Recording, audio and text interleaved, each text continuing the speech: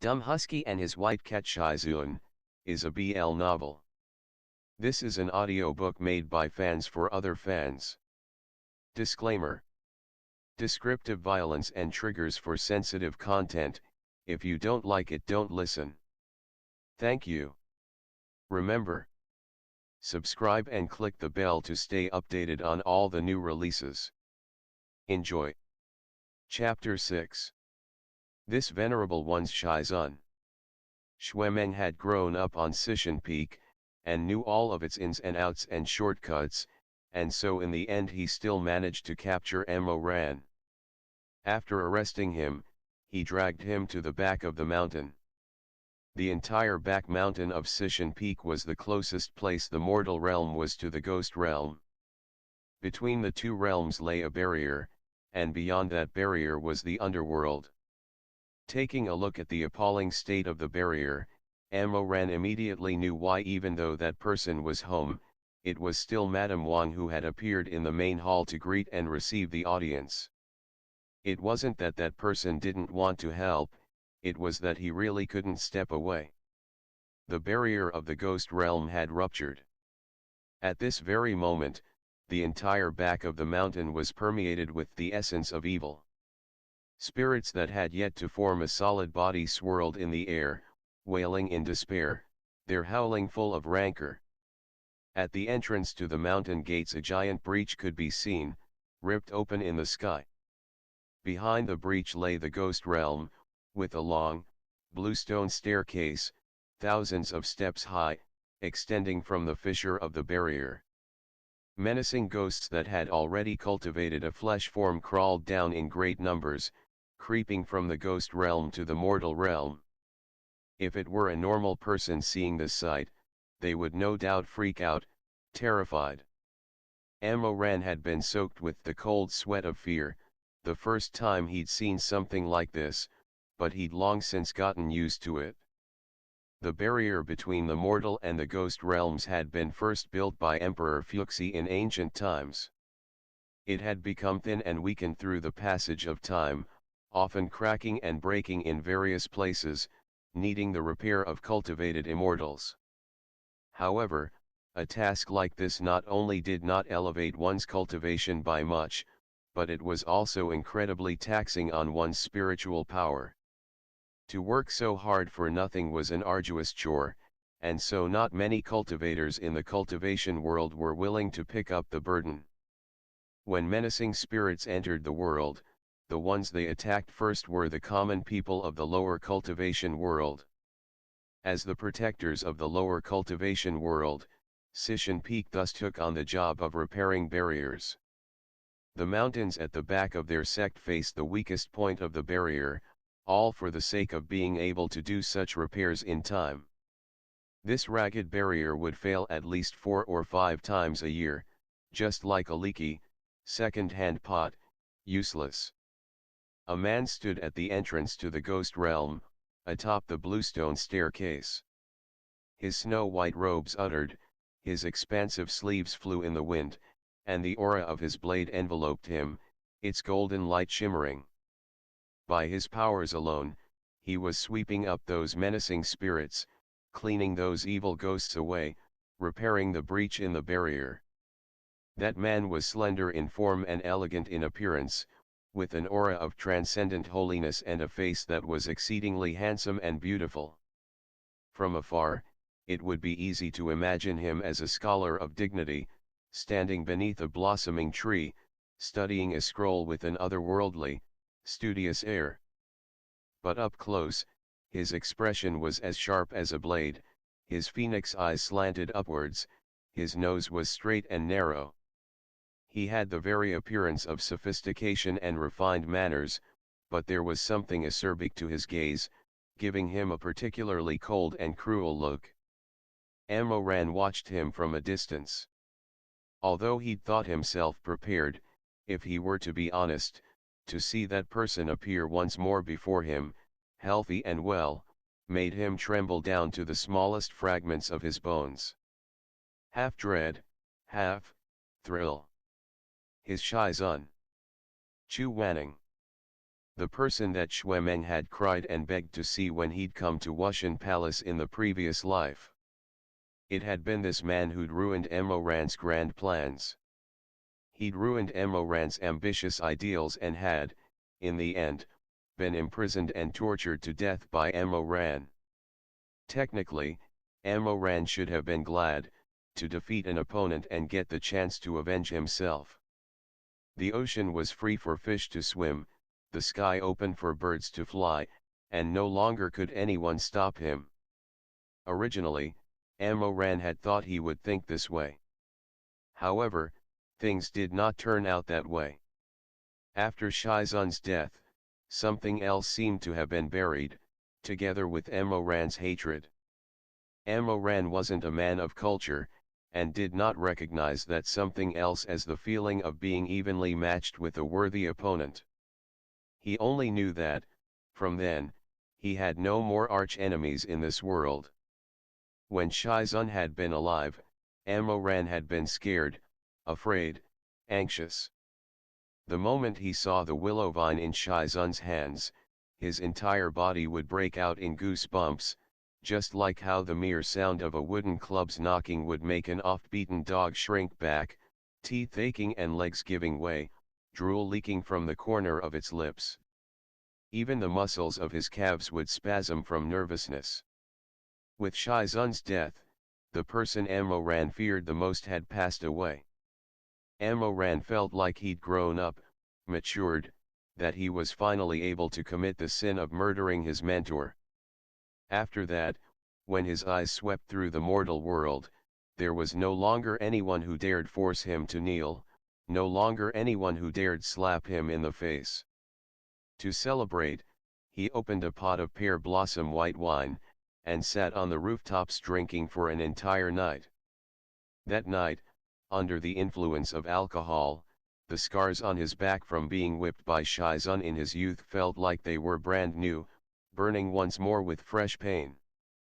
At this very moment, seeing with his own eyes his Shizun standing once more before him, Emoran couldn't help but stare, feeling both fear and resentment but also the faintest trace of a twisted sort of ecstasy. To have regained such an opponent after having lost him, how could he not be delighted?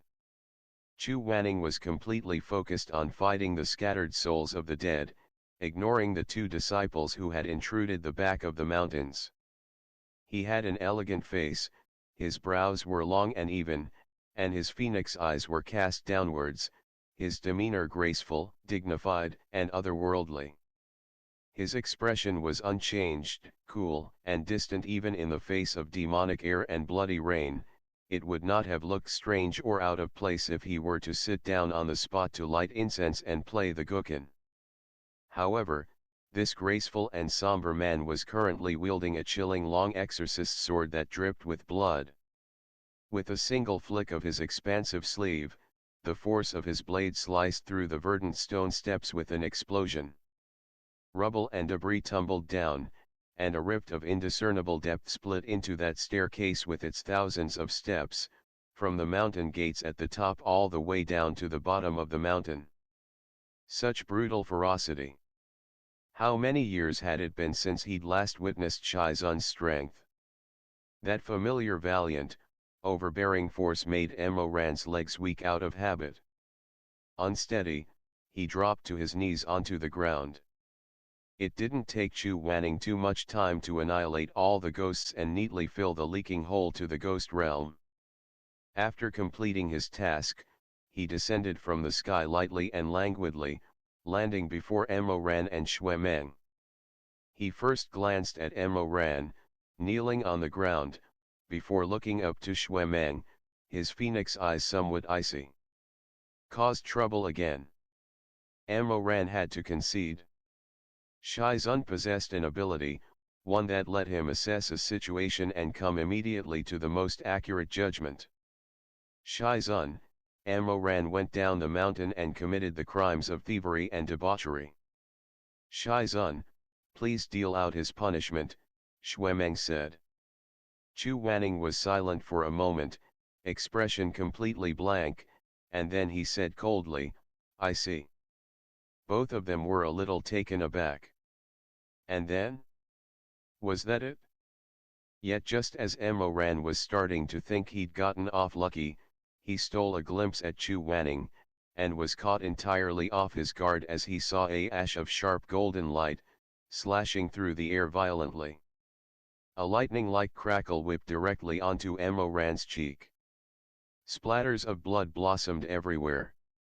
The speed of that golden light was too shocking. Never mind dodging, Emoran didn't even have the time to close his eyes before the flesh of his face was slashed open, the wound burning painfully. Chu Wanning stood coldly in the deadly breeze of the deep night with his hands clasped behind his back. The air was still filthy and thick with the stench of menacing spirits. With the addition of the smell of freshly spilled human blood, it made the forbidden grounds of the back mountain even more eerie and horrifying. The thing that had whipped Emoran was a willow vine, which had appeared from out of nowhere into Chu Wanning's hand.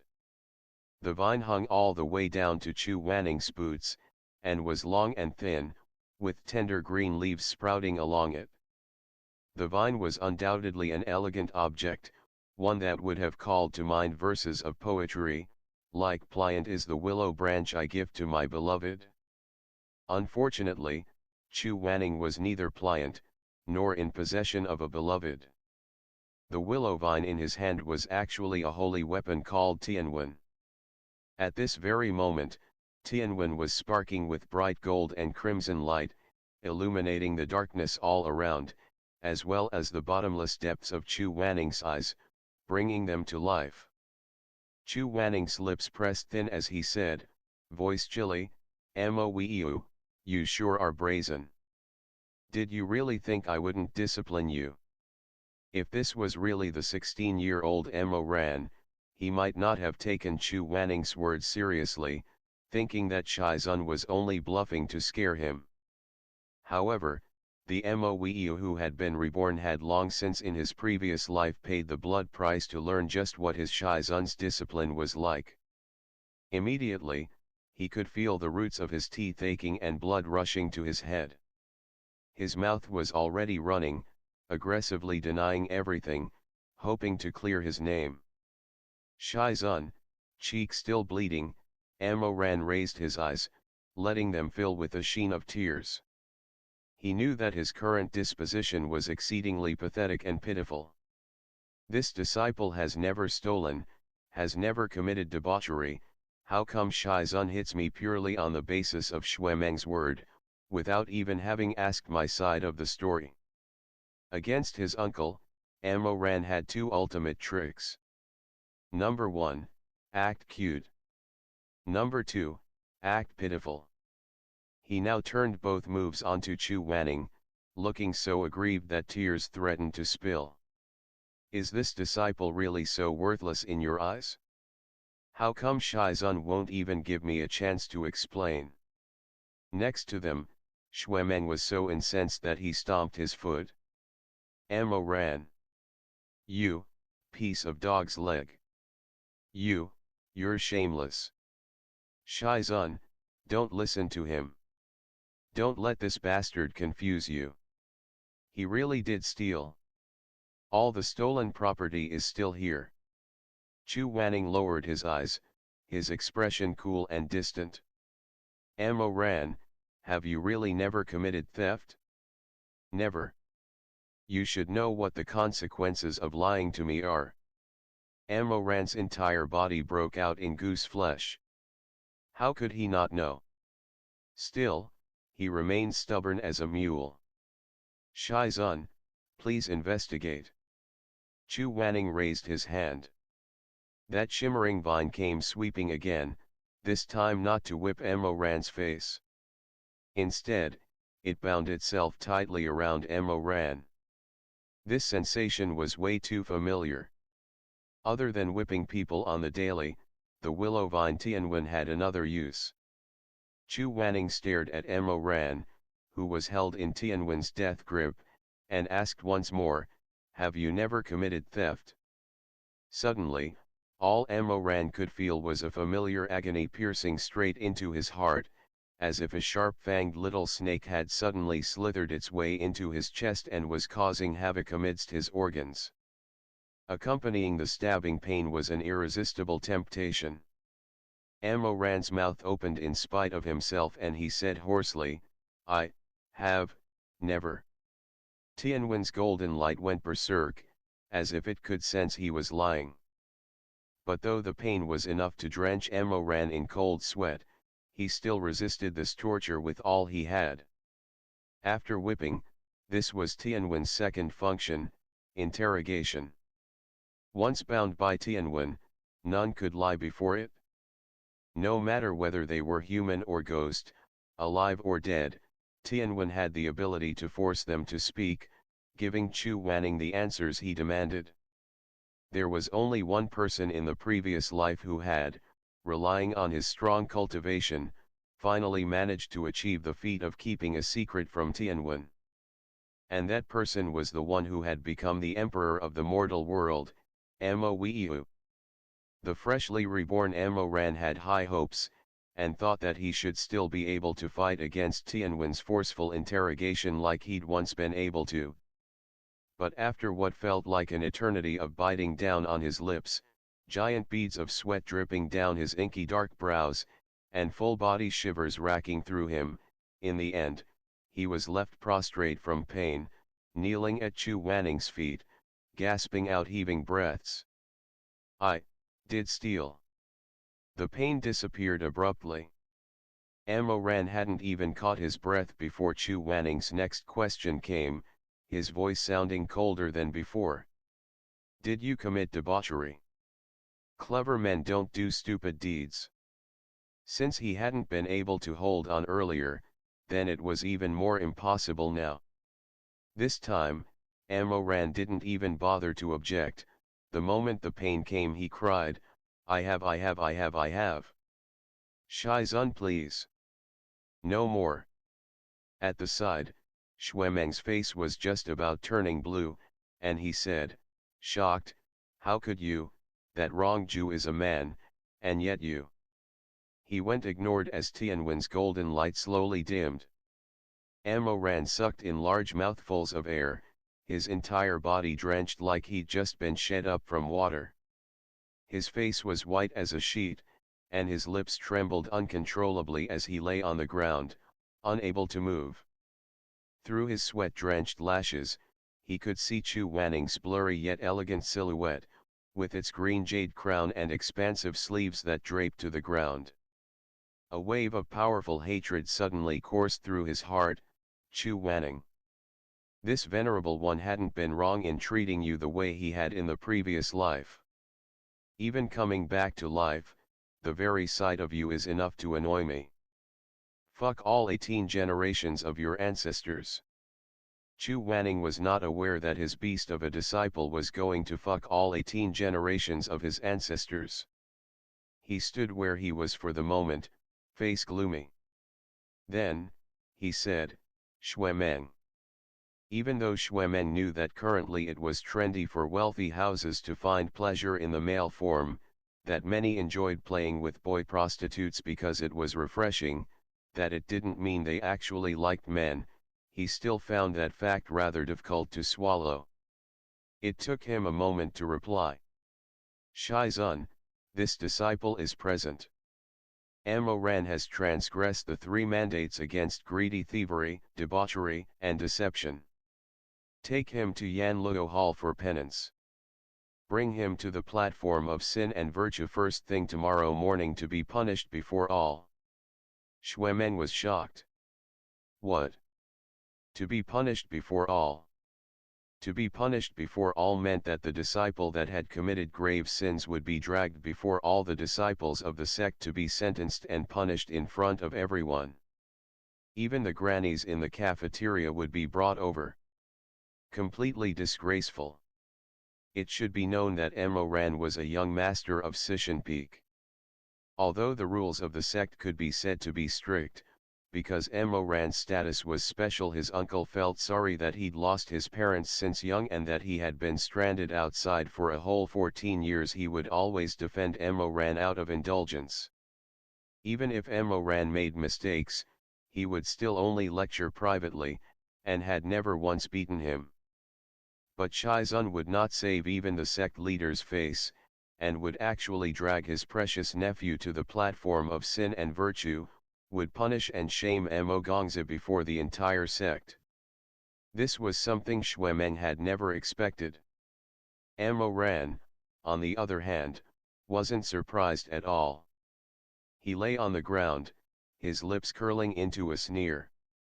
Look how righteous his Shizun was, so full of justice.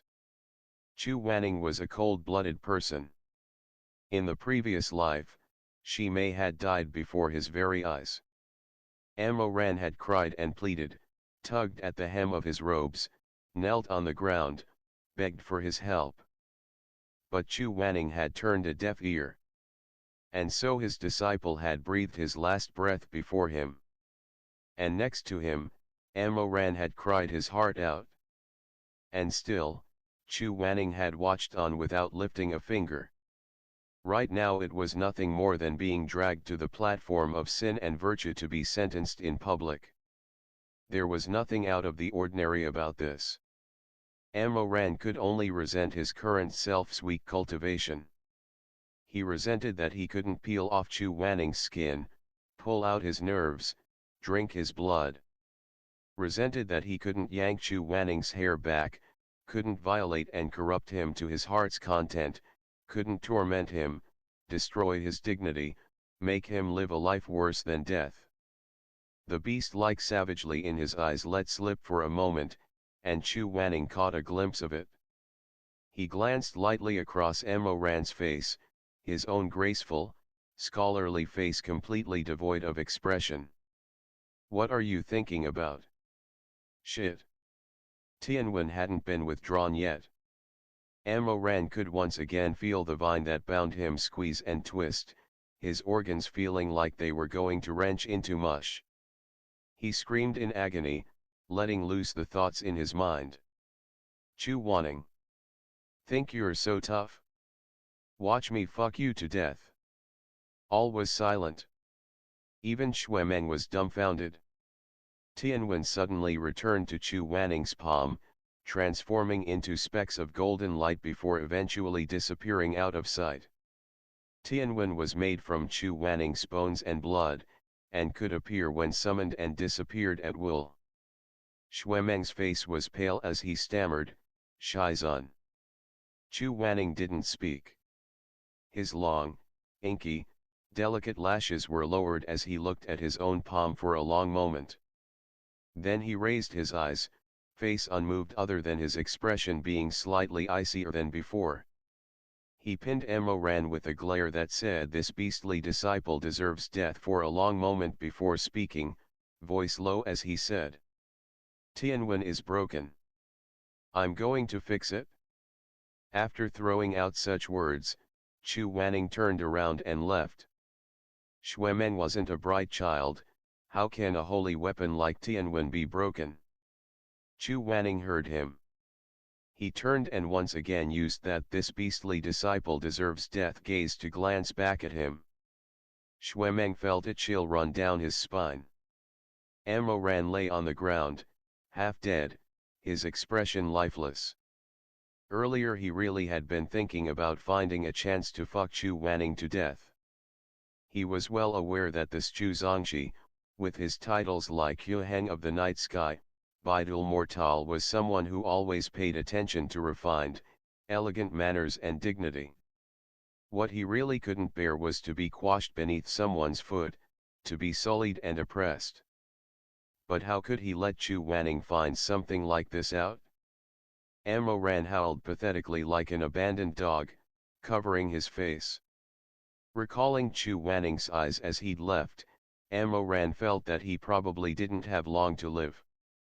End of the chapter. Stay tuned for more BL.